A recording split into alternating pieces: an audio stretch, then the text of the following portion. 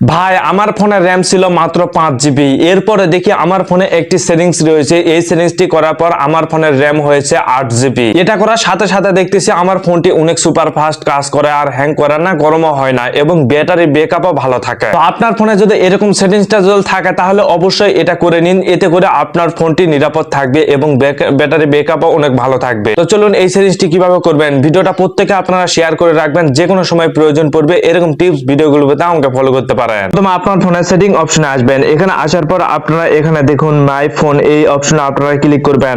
Click করার পর আপনারা এখানে র্যাম অপশন রয়েছে, র্যাম অপশনে আপনারা ক্লিক করবেন। যদি আপনারা না পান সেক্ষেত্রে সেটিংসে এসে সার্চ অপশনে আপনারা র্যাম লিখে সার্চ করবেন, র্যাম অপশনে আপনারা ক্লিক করে দিবেন। দেওয়ার পর এখানে নিচে এসে দেখুন র্যাম অপশনে ক্লিক করবেন। ক্লিক করে এখানে দেখুন আমার ফোনে এখানে কিন্তু 3 জিবি করা আছে, যার জন্য কিন্তু আমাদের ফোনটি প্রচুর পরিমাণ হ্যাং করে, গরম হয়, অনেক স্লো কাজ করে।